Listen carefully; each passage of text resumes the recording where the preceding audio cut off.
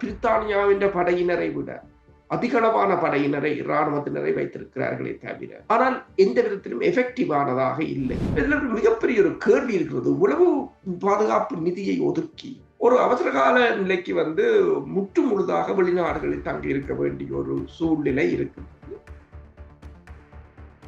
இனி இவ்வளவு வீதிகளையும் புனரமைச்சு கொண்டு வரதுக்கு எவ்வளவு செலவாகும்? இதிலிருந்து மீறுறது, அதாவது இலங்கையை பொறுத்தவரையில் இலங்கை முடிஞ்சது என்றுதான் அர்த்தம். பல விடயங்களை இந்த வெள்ளம் சொல்லி தந்திருக்கு. இரண்டாவது, இவர்களை நம்பி இனிமேலும் முதலீடுகளை போட்டால் எல்லாம் அம்புவா போகும் என்றதான் இதை தனக்கொரு வாய்ப்பாக பயன்படுத்தி ஒரு குட் புக் என்று சொல்றது. சிங்கள தேசத்தின் ஒரு குட் புக்கில தான் இடம்பெற வேண்டும் என்றதுக்காக விழுந்து கிடந்து இந்தியா செய்கின்றது. உங்கள் பிரதேச ஆலயங்களில் இடம்பெறும் ஆன்மீக, கலை மற்றும் கலாசார நிகழ்வுகளை உலகறியச் செய்ய லங்காஸ்ரீயோடு இணைந்து கொள்ளுங்கள். தொடர்புகளுக்கு 076 70 60 910. அரசியலில் நகர்த்தப்படும் காய்கள், திரைமறைவில் நடக்கும் இரகசிய பீரங்கள், உலகத் தமிழர் அறிந்தேயாக வேண்டிய உண்மைகளை தேடி ஒரு உடறுப்பு.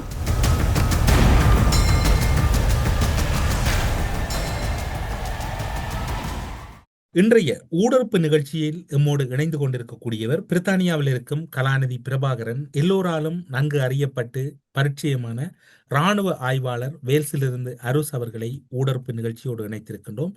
ஊடறுப்பு நிகழ்ச்சியின் சார்பில் உங்களை வரவேற்பதில் மகிழ்ச்சி. வணக்கம். வணக்கம். மிகவும் நெருக்கடி நிறைந்த சூழல், பேரிடர் ஒன்று இலங்கை முழுவதையும் சூழ்ந்திருக்கக்கூடிய காலப்பகுதியில், அங்கு இடம்பெற்றிருக்கக்கூடிய இந்த இடர் காலப்பகுதியில் பொதுமக்களை மீட்கின்ற பணியாக இருக்கலாம் அல்லது பலதரப்பட்ட உதவிகளை செய்கின்ற பணிகளில் இலங்கை அரசு முழுமையாக ஈடுபட முடியாமல் பல நாடுகளின் உதவிகள் பெறப்பட்டிருக்கின்றன. குறிப்பாக இந்தியா, பாகிஸ்தான் போன்ற நாடுகள் இலங்கைக்குள் சென்றிருக்கின்றன. இந்த சூழலையும் இலங்கையில் ஏற்பட்டிருக்கக்கூடிய அந்த அவசர கால நிலையையும் நீங்கள் எப்படி பார்க்கிறீர்கள்? உண்மைதான். இலங்கைக்கு நான் நினைக்கிறேன், சுனாமி வந்த பிற்பாடு அடிக்கடி வெள்ளங்கள் வந்திருக்கின்றது. இருந்தாலும் இந்த தடவை வந்தது ஒரு மிகப்பெரிய ஒரு இழப்பை இலங்கைக்கு கொடுத்திருக்கின்றது. அது மட்டுமல்லாது, இலங்கையால் இவ்வளவு தூரத்துக்கு இலங்கையின் உட்கட்டுமானங்களும் சரி, இலங்கையின் படைத்துறையாக இருந்தாலும் சரி, இலங்கையின் அரசு அதிகாரிகள் அல்லது இலங்கையின் கட்டுமானங்களாக இருந்தாலும் இவ்வளவு தூரத்துக்கு இதனை தாக்கு பிடிக்கும் என்பதற்கான ஒரு பரீட்சை களமாகத்தான் இருக்கின்றது. இதில் பல குறைபாடுகள், பல அதிகார துஷ்பிரயோகங்கள், ஊழல்கள் எல்லாவற்றையும் இந்த வெள்ளம் மிக இலகுவாக காட்டியிருக்கின்றது. அடுத்ததாக இலங்கையின் படைப்பிரிவை பொறுத்தவரையில் இப்ப நீங்கள் பார்க்கலாம், அவர்கள் பெருமளவான, அதாவது பிரித்தானியாவின் படையினரை விட அதிகளவான படையினரை இராணுவத்தினரை வைத்திருக்கிறார்களே தவிர, ஆனால் எந்த விதத்திலும் எஃபெக்டிவானதாக இல்லை. வான்படையாக இருந்தாலும் சரி, கடற்படையினராக இருந்தாலும் சரி, இந்தியாவிடம் இருந்து, பாகிஸ்தானிடம் இருந்து, எல்லா நாடுகளிடமிருந்து உதவிகளை கேட்கிறார்களே தவிர, அவர்களிடம் போதுமான ஒரு மிகப்பெரிய ஒரு மீட்பு பணிக்கு அவர்களால் ஒத்துழைக்க முடியவில்லை என்றதுதான் இதனூடாக பார்க்கக்கூடியதாக இருக்கின்றது. தங்களிடம் வளங்கள் இருந்தாலும் அதை எவ்வாறு பயன்படுத்துவது என்பது, விடுதலை புலிகள் இந்த காலத்தில் நீங்கள் பார்க்கலாம், 2004ஆம் ஆண்டு அவர்களிடம் வான்படை விமானங்கள் இல்லை, உலங்கு வானூர்திகள் இல்லை, கடற்படை கப்பல்கள் இலங்கை அரசிடம் இருந்தது போல பெரிய அளவான கப்பல்கள் இல்லை. இருந்த போதும் அவர்கள் உள்ள வளங்களை எவ்வளவு தூரத்துக்கு வினைத்திறனாக பயன்படுத்துவது என்று சொல்வது, இந்த வினைத்திறனாக எவ்வாறு பயன்படுத்துவது என்பதை அவர்கள் இலகுவாக செய்து முடித்து காட்டியிருந்தார்கள். ஆனால் இலங்கை அரசை பொறுத்தவரையில் இப்ப பார்த்தீங்கன்னு சொன்னால், இந்தியாவின் 3வது கப்பல் ஒன்று, ஒரு இந்தியாவின் 2 விமானம் தாங்கி கப்பல், ஒரு விமானம் தாங்கி கப்பல் இலங்கையில் நிற்கின்றது என்று சொன்னால், அந்த விமான தாங்கி கப்பலும் அதுவும் வேலைக்கு வந்தது என்று சொன்னால், இலங்கையில் ஒரு கடற்படை கண்காட்சி இடம்பெற இருந்தது. அதுக்கு பல நாடுகளின் கடற்படையினர் வருவதாக இருந்தது, கடற்படை கப்பல்கள். அப்ப இந்தியாவும் 2 கடற்படை கப்பல்களை அனுப்புவதாக இருந்தது. அது அந்த விக்ராந்த் கப்பல் 26ஆம் தேதி வந்திருந்தது. அப்ப வந்திருந்தது இலங்கைக்கு ஒரு வாய்ப்பாக பயன்படுத்தப்பட்டிருந்தது. இருந்த போது நீங்கள் பார்த்தீங்கன்னு சொன்னால், இந்தியா மீண்டும் மீண்டும் பெருமளவான MI-17 ரக உலங்கு வானூர்திகளாக இருந்தாலும் சரி, செட்டக் ரக உலங்கு வானூர்திகளாக இருந்தாலும் சரி, பலவற்றை கொண்டு வந்து மீட்பு பணிகளை மேற்கொண்டார்களே தவிர, இலங்கையின் வளங்கள் இந்த பேரனர்த்தத்துக்கு ஈடு கொடுக்கக்கூடிய ஒரு நிலையில் இல்லை. இப்போது இலங்கை மட்டுமல்லாது பாகிஸ்தான் படைத்துறை உலங்கு வானூர்திகளும் பெருமளவில் பயன்படுத்தப்பட்டு கொண்டுதான் இருக்கின்றன. அதற்கு அப்பால் நீங்கள் பார்த்தீங்கன்னு சொன்னால் இந்த வெள்ள அனர்த்தத்தை இந்த நாடுகள் ஒரு பூகோள அரசியல் நலன் சார்ந்த ஒரு விடயமாகத்தான் கையாண்டு கொண்டிருப்பது போல தெரிகிறது. சீனாவும் இதில் உதவி செய்த நாடுகள், இதில் உதவிகளை வழங்கி கொண்டிருக்கின்ற நாடுகள் என்பவற்றை நீங்கள் ஒரு கால் பார்த்தீர்கள் என்று சொன்னால் தெரியும். யார் யார் எவ்வளவு உதவிகளை வழங்கி இருக்கிறார்கள், எவ்வாறு உதவிகளை வழங்கி கொண்டிருக்கிறார்கள் என்பதை பார்க்கும் போது ஒன்று தெரிகிறது. இலங்கை இந்த நெருக்கடி காலத்திலும் அங்கு ஒரு படைத்துறை ஒரு பூகோள அரசியல் ஒரு களமுனையாகத்தான் அது இப்போது பார்க்கப்படுகின்றது. நீங்கள் இப்போது குறிப்பிட்ட இந்த காரணிகளோடு இன்னும் ஒரு விடயமும் பேசப்படுகிறது.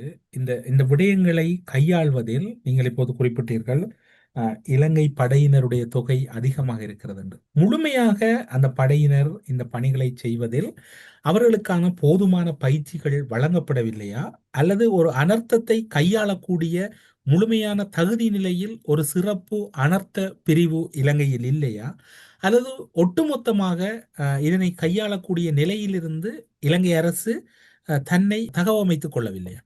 உண்மைதான் என்று சொன்னால், ஒன்று இலங்கை படையினரிடம் இவ்வாறான ஒரு பேரனர்த்தத்தை எதிர்கொள்ளக்கூடிய அளவுக்கான பயிற்சிகளோ அதற்குரிய படைப்பிரிவுகளோ இல்லை என்பது போலதான் தெரிகின்றது. என்று சொன்னால் இந்தியாவில் இருந்துதான் அதற்குரிய படைப்பிரிவுகளை கொண்டு வந்திருந்தார்கள். நாய்களை, மோப்ப நாய்களை கூட, அதாவது மண் சரிவுகளுக்குள் புதைந்திருக்கின்ற மக்களை கண்டறிவதற்கான மோப்ப நாய்கள் கூட இந்தியாவில் இருந்துதான் கொண்டு வரப்பட்டிருக்கின்றன. அதே போலதான் பாகிஸ்தானிடமிருந்தும் உதவிகள் பெறப்படுகின்றன. ஃபீல்ட் ஹாஸ்பிட்டல் என்று சொல்கிறது, அந்த ஹாஸ்பிட்டலை கூட பாகிஸ்தான் தான் அமைத்திருக்கின்றது. பல இடங்களில் பாகிஸ்தான் தான் அதனை அமைத்திருக்கின்றது. இதுல மிகப்பெரிய ஒரு கேள்வி இருக்கிறது. இவ்வளவு பாதுகாப்பு நிதியை ஒதுக்கி, இவ்வளவு இராணுவத்தினருக்கான இவ்வளவு நிதிகளை ஒதுக்கி இருந்தாலும் ஒரு அவசரகால நிலைக்கு முற்று முழுதாக வெளிநாடுகளில் தங்கி இருக்க வேண்டிய ஒரு சூழ்நிலை இருக்கின்றது. இது இங்கு இன்னும் ஒரு சந்தேகம் எழுகின்றது. கடந்த காலங்களில் மட்டுமல்ல, தொடர்ச்சியாக இலங்கை மீது வைக்கக்கூடிய சர்வதேச அரசு சார்பற்ற நிறுவனங்கள் வைக்கக்கூடிய அல்லது மனித உரிமைகள் அமைப்புகள் வைக்கக்கூடிய குற்றச்சாட்டு, யுத்தம் இல்லாத காலப்பகுதியிலும் செலவுகளுக்காக அல்லது படையினருக்கான நிதிகளை அதிக அளவில் ஒதுக்குகிறீர்கள் என்று. யுத்தத்தின் பின்னர் 2009ஆம் ஆண்டு யுத்தம் நிறைவடைந்ததாக இலங்கை அரசாங்கம் அறிவித்த பின்னர் அந்த இராணுவத்துக்கு ஒதுக்கப்படுகின்ற பணத்தில் இப்படி ஒரு அனர்த்த முகாமத்துவத்தை கையாளக்கூடிய ஒரு தகுதி நிலையை கூட அவர்களுக்கு ஏற்படுத்தவில்லை என்றால், ஒதுக்கப்பட்ட பணங்கள் ஒருவேளை அவர்களுக்கு உணவு பல்வேறுபட்ட விடயங்கள் இருந்தாலும் இப்படியான ஒரு கட்டுமானத்தை அமைக்கவில்லை என்பது எப்படி இருக்கின்றது? உண்மைதான். இப்ப நீங்கள் இராணுவத்தையும் சரி சிவில் நிர்வாகத்தையும் பார்த்தீர்கள் என்று சொன்னால் இரண்டும் ஒரே நிலைமையில் தான் இருக்கின்றது. நீங்கள் கூறியது போல இராணுவத்துக்கு இவ்வளவு நிதியை ஒதுக்கினார்கள் என்று சொன்னால், இதில் இராணுவத்துக்கு ஒதுக்கப்படுற நிதிகள் இரண்டு விதம். ஒன்று, இராணுவத்துக்கு ஒதுக்கப்படுற நிதிகளுக்கு ஆடிட்டிங் கிடையாது என்று சொன்னால் அது பாதுகாப்பு பிரச்சனை என்று சொல்லி பாதுகாப்பு தரப்படுறபடியால் அதன் செலவுகளை வெளியில் தெரியப்படுத்தக்கூடாது என்றது ஒரு விதி. எனவேதான் இந்த அரசியல் கட்சிகள் தங்களுக்குரிய தேர்தல் நிதிகளோ அல்லது வெவ்வேறு தேவைகளுக்கான பணத்தை இராணுவத்தின் கூடாக எடுத்து விடுவது என்று, அந்த படைத்துறை ஒதுக்கலின் ஊடாக எடுத்து விடுவது என்று, அங்குதான் பெருமளவான ஊழல்களும் இடம்பெறுவது. இப்ப பார்த்தீங்கன்னு சொன்னால் இலங்கை இராணுவத்திடம் இருக்கின்ற உலங்கு வானூர்திகளோ அல்லது விமானங்கள் கூட சரியாக பராமரிக்கப்படுவதில்லை. எனவேதான் வீழ்ந்து நொறுங்குகின்ற விமானங்களை பார்க்கும் போது கூட உங்களுக்கு தெரியும் எவ்வளவு மோசமாக. யுத்த காலத்தில் கூட அண்டனோவ் AN-24 எத்தனை விழுந்து நொறுங்கியது என்றால் அவ்வளவும் சரியான மெயின்டெனன்ஸ் இல்லை என்றுதான் கூறுவார்கள். மிகப்பெரிய ஒரு ஊழலாகத்தான் இராணுவ இயந்திரமும் இயங்கி இருக்கின்றது. ஏன் சிவில் நிர்வாகம், இப்ப யாழ் மாவட்டத்தை பொறுத்தவரையில் இவ்வளவு வெள்ளம் வர்றதுக்குரிய காரணத்தை நீங்கள் பாருங்கள். ஒவ்வொரு மாகாணத்துக்கும் ஒவ்வொரு கிராம சபைக்கும் வார நிதி திரும்பி போகும். நீங்கள் சும்மா இருக்கிறீங்க. அந்த நிதியை பயன்படுத்தி குளங்களை தூர்வார்ந்து அதுண்ட வாய்க்கால வெட்டி அதை மெயின்டைன் பண்ணி இருந்தீங்கள் என்று சொன்னால் உழவு வெள்ளப்பெருக்கு உழவு பிரச்சனை வந்திருக்கா. ஆனால் நிதியை நீங்கள் சும்மா இருந்து கொண்டு நிதியை திருப்பி அனுப்பி போட்டு இப்ப வெள்ளம் பெருக்க உழவு பிரச்சனை. அப்ப இனி அந்த நாட்டுல இப்ப பாருங்கள், இந்த வெள்ளத்துல இங்க வெளிநாடுகளிலிருந்து கூட தென்னந்தோட்டம் வாழைத்தோட்டம் அது இதென்று முதலீடு செய்தவர்கள் எல்லாம் அழிஞ்சால் உங்களை நம்பி இனிமேல் முதலீடு செய்யலாம். ஒரு சரியான உட்கட்டுமானம் இல்லாத ஒரு நாட்டை நம்பி என்னென்று வெளிநாடுகளிலிருந்து முதலீடுகள் செய்வது? 1986 அப்போ விடுதலை புலிகள் காலத்துல கிட்டு அண்ண தலைமையில அட்டகிரி குளம், பிறகு 86 நீங்கள் யோசிச்சு பாருங்க, இயக்கத்தில் எத்தனை பேர் சண்டை நடந்து ஒன்று இருக்கு, அவங்களுக்கு வேற தொழில் இல்லையே. அந்த ஊர் கிராமமே சேர்ந்து வெட்டினது. எங்கட ஊர்ல பாத்தீங்கன்னா 7-8 குளம் இருக்குது. அட்டகிரி குளம் இருக்கு, நவானி குளம் இருக்கு, நங்காங்குளம் இருக்குது, அத்தனைக்கும் வாய்க்கால் இருக்கு. அந்த வாய்க்கால நீங்கள் தூர்வார்ந்தால் அந்த வாய்க்கால் போய் எங்க இறங்கும் என்று சொன்னால் வழுக்கி ஆத்துல இறங்கும். வழுக்கி ஆத்துல இறங்கும் என்று சொன்னால் அது அப்படியே போய் கல்லுண்டா கடல்ல கிளக்கும். கிளீனா இருக்கும், ஒற்று பிரச்சனை இருக்கா. ஆனா என்ன செய்றீங்க? அவ்வளவு நிதியையும் திருப்பி அனுப்புறீங்க. சும்மா கை காலாட்டி கொண்டிருந்து சம்பளத்தை எடுத்து போட்டு வார நிதியையும் திருப்பி அனுப்பி போட்டு, அப்ப பிறகு இப்ப பாருங்கள், டிசம்பர் ஜனவரி மாதம் சுற்றுலாத்துறைக்கு மிகவும் ஒரு பீக்கான காலம் என்று சொல்றாங்க. ஏர்லாங்காவில நீங்க டிக்கெட் புக் பண்ணிக்க தெரியும் டிசம்பர்ல இவ்வளவு விலையா இருக்கும் என்று சொல்லி. எல்லாரும் அதுக்குள்ள போறதும் இல்லை. 2வது பீக்கான நேரம் அது முழுக்க படுத்துட்டு, இனி இவ்வளவு வீதிகளையும் புனரமைச்சு கொண்டு போறதுக்கு எவ்வளவு செலவாகும்? இதுல இருந்து மீடுறது, அதாவது இலங்கையை பொறுத்தவரையில இலங்கை முடிஞ்சுது என்றுதான் அர்த்தம். இதோடைய இலங்கை முடிஞ்சுது என்றுதான் அர்த்தத்துக்குள்ள. ஏனைய நாடுகளிலும் எல்லா நாடுகளிலும் பொருளாதார பிரச்சனை, யாரும் இப்போது தூக்கி விடுற அளவுக்கு இல்லை. இனி இதை நம்பி யாரும் வரவு ஒரு மிகவும் ஒரு கேவலமான உட்கட்டுமானம் இருக்கின்ற ஒரு நாட்டில விவசாயத்துறையோ எந்த துறையை நம்பியும் யாரும் முதலீடு செய்ய முடியாத ஒரு நிலை. தேயிலை தோட்டம் கிட்டத்தட்ட 1.3 பில்லியன் டாலர்களை ஈட்டித்தார். அந்த தேயிலை தோட்டம் முற்று முழுதாக துண்டிக்கப்பட்டிருக்கிறது எல்லா இடத்திலும் இருந்து. அவ்வாறான ஒரு நிலையாகத்தான் இருக்கின்றது. சரி, படைத்துறையினரை நீங்கள் கேட்ட கேள்விக்கு பாருங்கள். படைத்துறையினர் உடனடியாக அவர்கள் மிக வேகமாக துரிதமாக செயற்பட்டிருக்க வேண்டும். சாலை பகுதியில தொடுவாய்கள் என்று சொல்வது, அந்த தொடுவாய்களை வெட்டுவதற்கு மக்கள் எத்தனோ தரம் கேட்ட போது அந்த சாலையில் இருந்த இராணுவத்தினர் தான் அதை தடுத்தவர்கள். கடற்படையினர் அதை தடுத்தவர்கள், அதை வெட்ட விடாம கடைசியா இப்ப அங்க இருக்கிற 5 கடற்படையினர் காணலை என்று சொல்றாங்க. கடைசியா வெட்டேக்க முதல் வெட்டி இருந்தா அந்த பிரச்சனை இல்லை, தண்ணி வந்த அப்புறம் தான் வெட்டி இருக்கிறாங்க.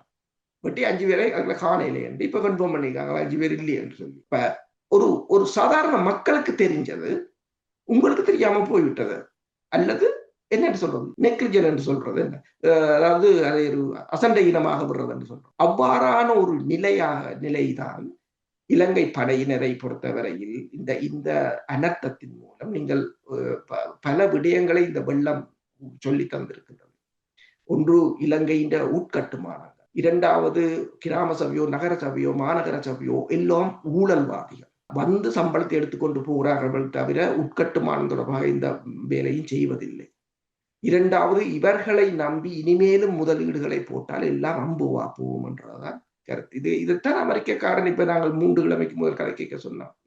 இலங்கையில முதலீடு செய்யறதுக்குரிய சூழ்நிலை இல்லை என்று அவர்கள் அப்பவே சொல்லி போட்டாங்க. அடுத்ததாக பாத்தீங்கன்னா படைத்துறையினர், இனவாதத்தை நீங்கள் செய்கிற அளவுக்கு உங்கள் நாட்டை வளப்படுத்துவதற்கு, சரி மகாவலிக்கு வாரம், இப்ப மகாவலி என்று சொல்லி கொண்டு குடியமர்த்துறீங்க. இப்போ மகாவலி வெள்ளத்தால குடியேறு நாட்கள் பட்டவாறுதான் மிகப்பெரிய அவலம் என்ன. அப்ப ஒரு உட்கட்டுமானம் இல்லாமல் உங்கள் நில ஆக்கிரமிப்புக்காக மக்களை பலிக்கட ஆக்கினதாகத்தான் அதை கொள்ள முடியும். நேற்றைய தினம் பெல் 212 உலங்கு வானூர்தி ஒன்றும் விபத்துக்குள்ளாகி இருக்கின்றது. பெல் 212 உலங்கு வானூர்தியில் சென்ற வின் கமாண்டர் அவர்கள் அதில் மரணம் அடைந்திருக்கின்றார். ஏனையவர்கள் காயமடைந்து வைத்தியசாலையிலே மேலதிக சிகிச்சை பெற்று வருகின்றார்கள். ஒரு அனர்த்தத்தை கையாளுகின்ற போது 6 உலங்கு வானூர்திகள் தான் தம்பசம் இருப்பதாகவும், மேலதிக உலங்கு வானூர்திகள் இந்தியாவுடன் கோரப்பட்டிருப்பதாகவும், தற்போது பாகிஸ்தானுடைய உலங்கு வானூர்திகளும் இலங்கைக்கு சென்றிருக்கின்றன.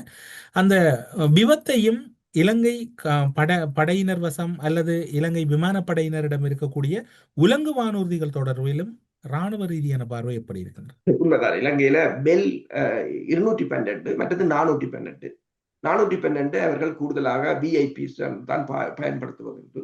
212 தான் உங்களுக்கு தெரியும், முன்னைய காலத்துல அந்த 50 கலிபரை பூட்டி அடிக்கிறவங்க அங்கால இயக்கத்தோட சண்டை நடக்கக்கூடிய அப்போது பெல் தான் பயன்படுத்தும். பிறகு 90களுக்கு பிறகுதான் MI-17 MI-24 ரக உலங்கு வானூர்திகளை வாங்கியிருந்தார்கள்.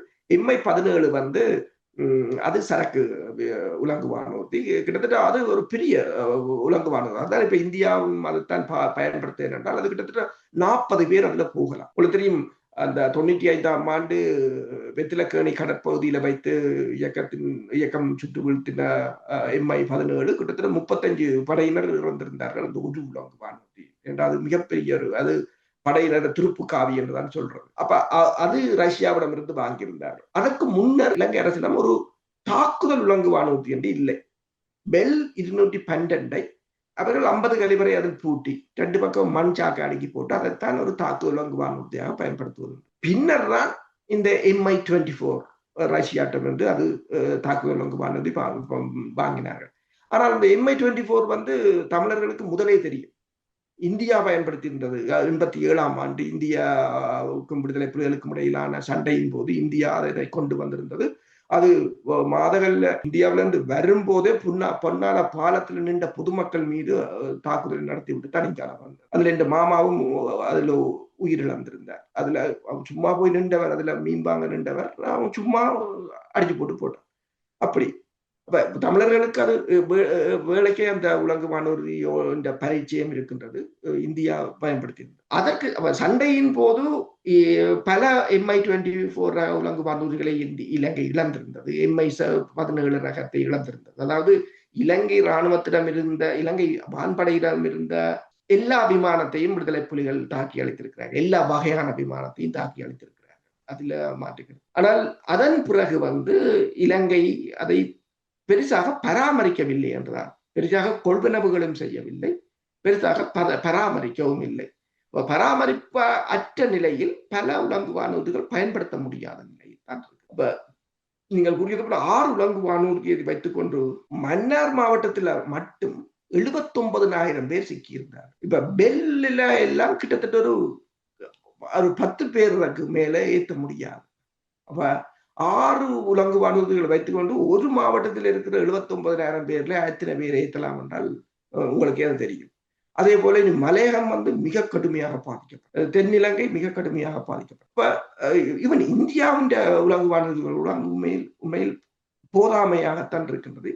இந்தியாவுக்கும் இந்த செலவுகளை சமாளிக்க முடியாது. இந்தியா இதை தனக்கொரு வாய்ப்பாக பயன்படுத்தி இருக்கிறது.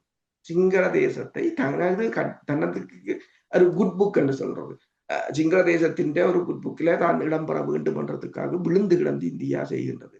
எத்தனையோ உலங்கு வானூர்திகள் கொண்டு வந்திருக்கின்றது. கடற்படை கப்பல்கள், விமானங்கள், C-130 ஹெர்குல்ஸ் ரக விமானங்கள் இறங்குகின்றது. அமெரிக்காவின் IL-76 ரக, ரஷ்யாவின் விமானங்களை பயன்படுத்துகின்றது. ஆனால் சீனா அமைதியாகத்தான் இருக்கின்றது. சீனாவின் வேலையை பாகிஸ்தான் செய்கின்றது. அமெரிக்காவும் அமைதியாகத்தான் இருக்கின்றது. இந்தியா இதுக்கு ஏதோ ஒரு வகையில் அப்பர் ஹேண்ட் எடுத்து தான் இந்த பிராந்தியத்துக்கு ஒரு என்ன சொல்றது, ஒரு பாதுகாவலர் என்ற ஒரு நிலையில் இலங்கையை இதன் ஊடாக சிங்கள மக்களின் ஒரு நன்மதிப்பை பெறுவதற்கான முயற்சியாளாக கூட இதனை பார்க்கலாம். அதைத்தான் நான் முதலே சொன்னேன். இந்த வெள்ளம் ஒன்று இலங்கை அதில் பொருளாதார அழிவு, உயிர் சேதம், உடைமை சேதத்தை சந்தித்திருந்தாலும் இந்த நாடுகள் அதை தங்களுக்கான ஒரு பூகோள அரசியல் போட்டிக்களமாக பயன்படுத்தியிருந்தனர். நீங்கள் இப்போது குறிப்பிட்ட போது இன்னும் ஒரு சந்தேகம் வருகிறது. 2009ஆம் ஆண்டின் பின்னர் அரசியல்வாதிகள் பயணம் செய்வதை தவிர்த்து உலங்கு வானூர்திகளை இலங்கை விமானப்படையினர் தயார் நிலையில் வைத்திருக்கவில்லையா?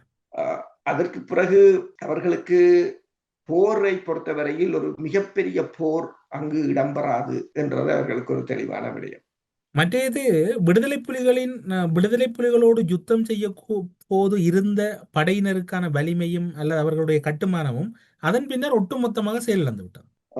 உண்மைதான். இந்த விடுதலை புலிகளுடனான சண்டையின் போது கூட நீங்கள் பார்க்கலாம், இலங்கை அரசு விடுதலை புலிகளுக்கும் இலங்கை அரசுக்கும் இடையிலான படைபலம் என்பது வான்படை விடுதலை புலிகளிடம் பலமாக இல்லாது விட்டாலும், கடற்படையில் மிக பாரிய படகுகள் இல்லாது விட்டாலும் இதை ஒரு சமநிலையில் தான் இருந்தார்கள். தொழில்நுட்பம், போரியல் நுட்பம் எல்லாவற்றிலும் அவர்கள் சமநிலையில் தான் இருந்தார்கள். ஆனால் விடுதலை புலிகளை படைத்துறை ரீதியாக இலங்கை படையினர் வெற்றியிட்டுவதற்குரிய காரணம் இந்தியாவும் மேற்குலக நாடுகள் அவர்கள் வழங்கிய புலனாய்வு தகவல்கள், அவர்களின் படையினரே அவர்கள் ரடார்களை வழங்கினார்கள், விமான எதிர்ப்பு ஆயுதங்களை வழங்கினார்கள், எல்லாவற்றையும் வழங்கினார்கள். கூட கொண்டு இறக்கியிருந்தார்கள், பெஸ்டான ஸ்னைப்பர்ஸை கூட கொண்டு இறக்கி. அவ்வாறுதான் அந்த போர் வெல்லப்பட்டது. அப்போது கூட இலங்கை அரசு, சரி இப்ப நீங்கள் கேட்டது போல, உண்மையில் அப்போது ஓரளவு ஆக்டிவாக இருந்திருந்தார்கள்.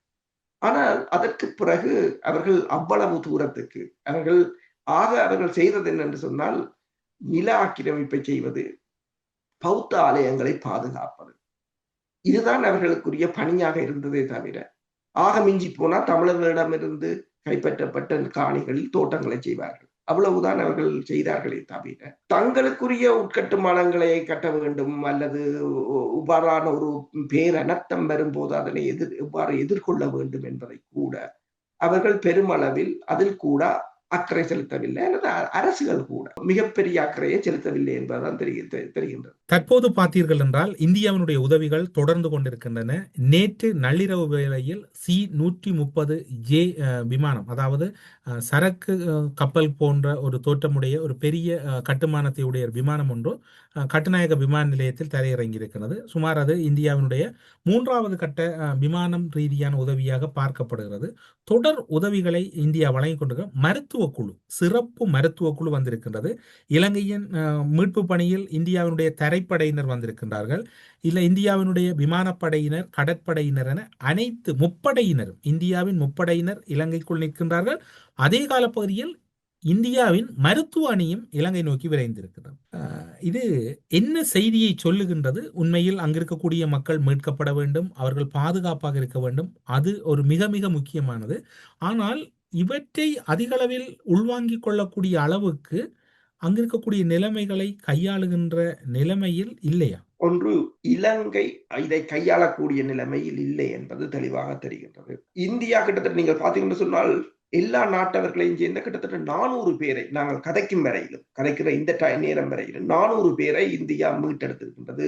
சுற்றுலா பயணிகள், வெளிநாடுகளில் இருந்து வந்தவர்கள், பல்வேறு நாடுகளைச் சேர்ந்தவர்கள் 400 பேரை மீட்டிருக்கின்றனர். இப்ப ஒன்று, இந்தியா இதை தனக்கு ஒரு சாதகமாக பயன்படுத்தும். அண்மையில் உங்களுக்கு தெரியும், அமெரிக்காவுக்கும் இலங்கைக்கும் இடையிலான பாதுகாப்பு உடன்பாடு கொண்டு எட்டப்பட்டிருந்தது. அந்த உடன்பாட்டை இலங்கை அரசு பாராளுமன்றத்தில் சமர்ப்பித்திருந்தாலும் அந்த உடன்பாடு என்பது முன்னைய சோஃபா உடன்பாட்டை வேறு வடிவத்தில் கொண்டு வந்திருக்கிறார்கள் என்ற ஒரு பிரச்சனை எழுந்திருக்கிறது. அதாவது 2026ஆம் ஆண்டிலிருந்து கள நிலைமை மாறும் என்று சொல்லப்படுது. இப்ப இந்தியா தான் ஏமாற்றப்பட்டதாக கூட இதில் உணரலாம். அப்ப இந்தியா இப்போது என்ன செய்கிறது என்று சொன்னால், அந்த இடத்தை நிரப்புவதற்காக பலத்த பிரயத்தனம் செய்து கொண்டிருக்கின்றது இந்தியா. ஆனால் 44% வரியிலிருந்து 20% ட்ரம்ப் வந்து இலங்கையின் வரியை குறைத்ததற்குரிய காரணம் இந்த ஒப்பந்தம் தான் என்று பேசுகிறார். இப்ப இதில் உள்ள பிரச்சனையை நீங்கள் பார்க்கலாம். சீனா அமைதியாக இருக்கின்றது. சீனா விடுமையாக கொடுத்த, நாங்கள் கதைக்கும் வரையிலும் சீனா கொடுத்தது $1 லட்சம் தான் கொடுத்திருக்கு. இவன் நேபாளம் கூட $2 லட்சம் கொடுத்திருக்கின்றது. மாலதீவு கொடுத்திருக்கின்றது, அதை விட கூட, சீனாவை விட கூட. அமெரிக்கா 2 மில்லியனை கொடுத்திருக்கின்றது. ரஷ்யா, ஆஸ்திரேலியா 1 மில்லியனை கொடுத்திருக்கு. ஆனால் சீனா கொடுத்தது $1 லட்சம் தான் கொடுத்திருப்பதாக கூறப்படுகின்றது. இனி மேலதிகமாக கொடுக்கிறார்கள் தெரியாது. பெருசாக ஒரு இன்ட்ரெஸ்ட் எடுத்ததாக இல்லை. ஏன்? இந்த அமெரிக்காவுக்கும் இலங்கைக்கும் இடையிலான உடன்பாட்டுக்கு பிற்பாடு இலங்கை அதிபர், இப்ப தென்னிலங்கையிலிருந்து எழுகின்ற பிரச்சனை என்னென்றால், இலங்கை அதிபர் இந்தியாவுடனும் உடன்பாட்டை எழுதியிருக்கிறார், சீனாவுடனும் எழுதியிருக்கின்றார், அமெரிக்காவுடனும் எழுதியிருக்கின்றார். இந்தியாவுடன் எழுதப்பட்ட உடன்பாடு இன்று வரையிலும் பாராளுமன்றத்தில் சமர்ப்பிக்கப்படவும் இல்லை என்று கூறப்படுகிறது. இந்த அரசு எல்லாத்திலும் வெளிப்படையாக இருப்பதாக கூறினாலும் பல விடயங்களை மறைப்பதாக தான் இப்போது தென்னிலங்கையில் கூறுகிறார்கள். பல விடயங்கள் இந்தியாவுடன் எட்டப்பட்ட இந்த பாதுகாப்பு உடன்பாட்டின் அடிப்படையில் தான் இப்போது இந்தியா இவ்வளவு தூரத்துக்கு இலங்கைக்குள் பிரவேசித்திருக்கின்றதா? இப்ப நீங்கள் சொன்னது போல இந்தியா கொமாண்டோக்கள் இறங்கி இருக்கிறார்கள். இந்தியா கொமாண்டோக்கள் அங்க நிற்கிறார்கள். கடற்படை நிற்கின்றது, வான்படை நிற்கின்றது, தரைப்படை நிற்கின்றது, சிறப்பு தேடுதல் படை என்று சொல்கின்றது. அவர்கள் தான் மோப்ப நாயகளுடன் வந்திருக்கிறார்கள் என்று ஒட்டுமொத்த இந்தியாவும் அதற்குள் தான் நிற்கின்றது. இலங்கை கேட்க முதலே இந்தியா அதற்குள் களத்துக்குள் குதித்து விட்டது. இருந்த போதும் பாகிஸ்தானும் தனக்குரிய நிலையை எடுத்திருக்கின்றது. ஆனால் சீனாவோ அமெரிக்காவோ இட்டவே நின்று நடப்புவதை பார்த்து கொண்டு நிற்பது போல் இருக்கிறதை தவிர களமுனையில் இந்த 2 நாடுகளும் தான் முன்னணியில் நிற்கிறார். அப்ப நீங்கள் இதுல பார்த்தீர்கள் என்று சொன்னால் இந்தியா ஏதோ ஒரு வகையில், இப்ப உங்களுக்கு தெரியும் ஹசீனாவுக்கு வழங்கப்பட்ட தண்டனை, முதலில் மரண தண்டனை வழங்கப்பட்டது, அதற்கு பிறகு 24 இன்னொரு கேஸை போட்டு 24 வருட தண்டனை வழங்கப்பட்டது. 54 வருடத்துக்கு பிறகு பாகிஸ்தான் கடற்படை கப்பல் பங்களாதேசத்துக்கு போயிருக்கு 54 வருஷத்துக்கு பிறகு. அப்ப அதாவது 71ஆம் ஆண்டு பாகிஸ்தான் பங்களாதேசத்தை இழந்திருந்தது, இப்போது மீள கைப்பற்றி, அதாவது ஒரு நாட்டை இழப்பதற்கும் மீள கைப்பற்றுவதற்கும் எப்போதும் போர் தான் ஒரு காரணம் என்றும் இல்லை. போர் இல்லாமலும் ஒரு நாட்டை கைப்பற்றலாம். அதைத்தான் அமெரிக்காவின் வெளிவார செயலாளர் மைக் பொம்பியோ இந்தியாவுக்கு வந்த போது சொல்லியிருந்தார்.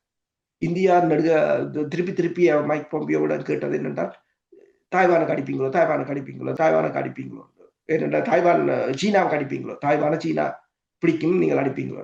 அவர் திருப்பி அவர் வந்து சொல்றார், தாய்வானை அவங்க சிலவளை ஒரு சன்னம் சுடாமல் கூட எடுக்கலாம், என்ன அரசியல் புரட்சி அல்லது மாணவர் புரட்சி அல்லது அரசை மாற்றி கூட அவங்க எடுக்கலாம் என்றால், நீங்கள் நினைக்கிற மாதிரி எல்லாத்துக்கும் போர்தான் காரணம் என்று இருக்க முடியாது. இப்ப மாலத்தீவை எவ்வாறு எடுத்தார்களோ செய்யறான், பங்களாதேசம் எவ்வாறு போச்சோ, நேபாளம் எவ்வாறு போச்சோ, அதே நிலைமையில் இலங்கையை இழந்துவிடக் கூடாது என்ற ஒரு பதட்டத்தை நீங்கள் இந்த இந்தியாவின் இந்த உதவிகள், இந்தியாவின் படையினரின் பிரசன்னங்களை வைத்து பார்க்கும் போது தெரியும். ஒப்பீட்டளவில் இந்த வினா இந்த இடத்துக்கு பொருத்தமோ பொருத்தமில்லையோ தெரியாது, ஆனாலும் கூட கேட்க வேண்டிய ஒரு கடப்பாடு இருக்கின்றது. இப்போது பாகிஸ்தானுடைய உலங்கு வானூர்திகள் களத்தில் இருக்கின்றது, இந்தியாவின் உலங்கு வானூர்திகள், இலங்கையின் உலங்கு வானூர்திகள் நிற்கின்றன. ஒப்பீட்டளவில் பார்க்கின்ற போது அந்த உலங்கு வானூர்திகளின் தரம், அதனுடைய நிலைமைகளை பார்க்கின்ற போது இலங்கை இந்தியாவிடம் இருக்கக்கூடிய உலங்கு வானூர்திகளின் தரம் சற்று நீண்ட கால பாவனையோடு அல்லது நீண்ட காலங்கள் பயன்பாட்டில் இருப்பது போன்ற ஒரு தோற்றப்பாடு இருக்கின்றது. மாறாக பாகிஸ்தானுடைய உலங்கு வானூர்திகள் புதியதாகவும் நவீனத்துவம் கொண்டதாகவும் இருக்கின்றது. இந்த மீட்பு பணிகளின் போது இந்த உலங்கு வானூர்திகளின் தன்மை உண்மையில் படைத்துறை ரீதியாக எவ்வாறு கட்டமைக்கப்பட்டிருக்கின்றது? உண்மைதான். இப்ப இலங்கையில இப்ப விழுந்த உலங்கு வானூர்தி பெல் 212 தான் கடந்த வருடம் ஈரான் அதிபர் பயணம் செய்த போது விழுந்தது, காணாமல் போயிருந்தது, எல்லோரும் இறந்திருந்தார்கள், வெளிவார அமைச்சர், அரசு தலைவர் உட்பட. அப்ப ஈரானுக்கு எப்ப அமெரிக்கா கொடுத்தது? அது 50களில் தயாரிக்கப்பட்டது, அதை வச்சிருக்கிறாங்க, அதை பாவிக்கிறாங்க. அமெரிக்கான தடைக்கு பிறகு அதுக்குரிய பார்ட்ஸும் இல்லை. அப்ப அதாலதான் அது ஒரு மெயின்டெனன்ஸும் இல்லை. அமெரிக்கா பொறுத்தவரை இதுதான். அமெரிக்கான ஆயுத வாங்கத்தில் ஒரு பிரச்சனை என்னென்று சொன்னால், அவன் தடை செய்தார்கள் என்று சொன்னால் பார்ட்ஸ் ஒன்று இல்லை, இருக்காது. அதுக்கு பிறகு நீங்கள் அதை மெயின்டைன் பண்றதே கடினம். அதே மாதிரி இப்ப MI-17 கூட மிகவும் பழமையானது. இப்ப ரஷ்யாவிடம் இருந்து பாத்தீங்கன்னு சொன்னா MI-8 அது புதுசாக வந்திருக்கு, அதுல MI-35 வரையும் இருக்கின்றது. அதே போல அமெரிக்காவின் நீங்க பாத்தீங்கன்னு சொன்னா பிளாக் இருக்கலாம், அல்லது அப்பாச்சியாக இருக்கலாம், அல்லது ஸ்னூக் ரக உலங்கு வாங்குவார், இப்படி நவீனம் இருக்கின்றது. ஆனால் அதை கட்டுப்படியாகாது இவர்கள். இப்ப இந்தியா கூட MI-17 ரஷ்யாவின் MI-17 தான் பயன்படுத்திக் கொண்டிருக்கிறது. ரஷ்யா அதனை பெருமளவில் பயன்படுத்துவது. இப்ப சீனா, பாகிஸ்தான் கொண்டு வந்த உலங்கு வானூர்தி வந்து Z9EC கேபின் என்றது, அது வந்து சீனாவின் தயாரிப்பு. இப்ப சீனாவின் தயாரிப்புல பாகிஸ்தான் தன் லைசன்ஸ் எடுத்து அதை செய்கிறார்கள். அதுவும் சீனாவை பொறுத்தவரையில் அது நவீனமான. நீங்கள் இந்த வருடத்தின் மே மாதம் இடம்பெற்ற சண்டையில் நீங்கள் பார்க்கலாம், இந்திய வான்படைக்கும் சீனாவின் வான்படைக்கும் இடையில் இடம்பெற்ற சமரில், அதாவது ரஷ்யா பிரான்சின் 4.5வது தலைமுறை விமானத்தை கூட சீனாவின் J-10C வந்து இலகுவாக சுட்டு வீழ்த்தி. இப்ப தொழில்நுட்பம் என்பது இப்போது எல்லா நாடுகளும் படிக்கிறார்கள், எல்லா நாடுகளும் தங்கள் தொழில்நுட்பத்தை வீழ்த்தி செய்கிறார்கள். அதில் வந்து சீனா வந்து மிக மிக முன்னணியில் நிற்கின்றது. ஆனால் பாகிஸ்தான் அந்த நிலைக்கு இருக்கின்றது. இப்ப அண்மையில் கூட ஒரு மிலிட்டரி கான்ஃபரன்ஸ் ஒன்று நடந்தது. அப்ப அதில் பேசியவர் ஒன்றுதான் கூறினார், இனிவரும் காலங்களில் ஒரு போர் என்று சொன்னால் ஒரு ஆயுதம் அங்கு ஒரு கொலெக்டிவா தான் நீங்கள் பயன்படுத்தலாம். ரடார் இருக்கணும், அதுக்குரிய விமானம் இருக்கணும், விமானத்துக்குரிய ஏவுகணை இருக்கணும், ஏவுகணையை கண்ட்ரோல் பண்ற கண்ட்ரோல் சென்டர் இருக்கணும், அதுக்குரிய டேட்டா கலெக்ஷன் இருக்கணும், அதுக்குரிய அனாலிசிஸ் இருக்கணும். இது கொஞ்சம் தான் சொல்றது, இன்னும் கணக்கு இருக்கு. இவ்வளவும் ஒருங்கிணைக்க தான் ஒரு தாக்குதல் வெற்றியா. இப்போ உலகம் ஒருங்கிணைக்கணும் சொன்னால் அந்த சிஸ்டம் ஒன்றோடு ஒன்று கம்யூனிகேட் பண்ணணும். அந்த சிஸ்டம் ஒன்றோடு ஒன்று கம்யூனிகேட் பண்ணணும் என்று சொன்னால் எல்லாம் ஒரே நாட்டிலிருந்து வாங்கியதா இருக்கும். இந்தியாட்ட நீங்கள் வந்து இறங்கின விமானத்தை நீங்க பாத்தீங்கன்னா இப்ப நீங்கள் சொன்ன மாதிரி C-130J கேர்கூல்ஸ் அமெரிக்காண்ட, IL-76 ரஷ்யாண்ட, உளவு விமானம் வந்தா இஸ்ரேல், அப்ப ரஃபேல் என்று சொன்னா பிரான்ஸ். என்ன ஒன்றோடு ஒன்று கம்யூனிகேட் பண்ணணும். ஒவ்வொன்றும் சிஸ்டம் வேற. அது பிரான்ஸ் சிஸ்டம், இது இஸ்ரேல் சிஸ்டம், இது ரஷ்யா சிஸ்டம், இது அமெரிக்கா சிஸ்டம். ஒன்றோடு கம்யூனிகேட் பண்ணா. நீங்கள் பாத்தீங்கன்னு சொன்னால் பாகிஸ்தானை பொறுத்தவரையில இந்தியாவோட உள்ள சண்டேல F-16 பயன்படுத்தி என்ன சொன்னா அதை கம்யூனிகேட் பண்ணா. அது சைனா ரேடாரோடையோ சேட்டலைட்டோடய அது கம்யூனிகேஷன் பண்ணா. அதை விட்டுட்டு தான் அடிச்சான். ஆப்கான் சண்டையில சைனாண்டே விட்டுட்டான். F-16 கொண்டே தான் ஆப்கானுக்கு அடிச்சான். அதே போலதான் நீங்க பாத்தீங்கன்னா இலங்கையை பொறுத்தவரையில அப்கிரேட் பண்றதுன்னு சொல்றது. அந்த அப்கிரேட் பண்றதுல கூடுதலாக இப்ப சீனாவை பொறுத்தவரை, பாகிஸ்தானை பொறுத்தவரையில் ஒரு சீனாவின் ஒரு கொலனி நாடு மாதிரி தான் பாகிஸ்தான் இப்போது இருக்கின்றது. அப்ப முழு ஆயுதங்களையும் சீனா ஒரு பரீட்சை களமாக, இப்ப சீனா நேரடியாக ஒரு சண்டைக்கு போனதா நீங்கள் பார்க்க மாட்டீங்க. இப்ப இந்தியாவுக்கும் பாகிஸ்தானுக்கும் இடையில நடந்த சண்டையா பாகிஸ்தானை நடத்தினது, சீனாக்காரன் தான் நடத்தினது. ஆனா பாகிஸ்தானை ஒரு பினாமியா வச்சு நடத்துறாங்க. இப்ப இந்த களமுனையிலும் பாகிஸ்தான் ஆயுதங்கள் என்றது அல்லது பாகிஸ்தான் உலங்குமான உத்திகள் என்றது சீனாவின்டியாகத்தான் இருக்கு. தண்ட ஒவ்வொரு சிஸ்டத்தையும் அங்கு பரீட்சை களமாகத்தான் அவங்க பயன்படுத்தி கொண்டிருப்பாங்க. ரஷ்யாவும் அதைத்தான் செய்கின்றது, சீனாவும் அதைத்தான் செய்கிறது, அமெரிக்காவும் அதைத்தான் செய்யும். என்று சொன்னால் அமெரிக்காவும் தண்ட புதிய ஆயுதங்களை ஒவ்வொரு களமுனையிலும் பயன்படுத்துவாங்க. அதுக்குத்தான் அவங்க போர்களையே ஆரம்பிப்பதும். இந்த நீங்கள் கேட்டது போல அந்த ஆயுதங்களின் தரத்தை பொறுத்தவரையில் இப்ப இந்தியாவிடமோ இலங்கையிடமோ இருக்கின்ற ஆயுதங்கள் கிட்டத்தட்ட 60-50களில் செய்யப்பட்டவை. ஏதோ ஒரு வகையில் அவர்கள் என்னன்னு சொன்னால், ஒன்று நிதி நெருக்கடி, அடுத்ததாக அதனை கையாள்வதற்குரிய தொழில்நுட்ப பிரச்சனை, இவை இரண்டும் தான் அதற்குரிய காரணம். ஊடறுப்பு நிகழ்ச்சியில் இணைந்து கொண்டு இலங்கையில் ஏற்பட்டிருக்கக்கூடிய பேரிடர் காலப்பகுதியில் அங்கிருக்கக்கூடிய இராணுவத்தினருடைய நிலைமைகளும் அவர்களிடம் இருக்கக்கூடிய வளங்கள் தொடர்பாக எழுந்துள்ள கேள்விகளுக்குமான மிக முக்கியமான பதில்களை வழங்கியமைக்காக ஊடறுப்பு நிகழ்ச்சியின் சார்பில் நன்றிகளை கூறி விடைபெற்றுக் கொள்கிறோம். நன்றி, வணக்கம். நன்றி, வணக்கம். அரசியலில் நகர்த்தப்படும் காய்கள், திரைமறைவில் நடக்கும் இரகசிய பீரங்கள், உலகத் தமிழர் அறிந்தேயாக வேண்டிய உண்மைகளை தேடி ஒரு ஊடறுப்பு.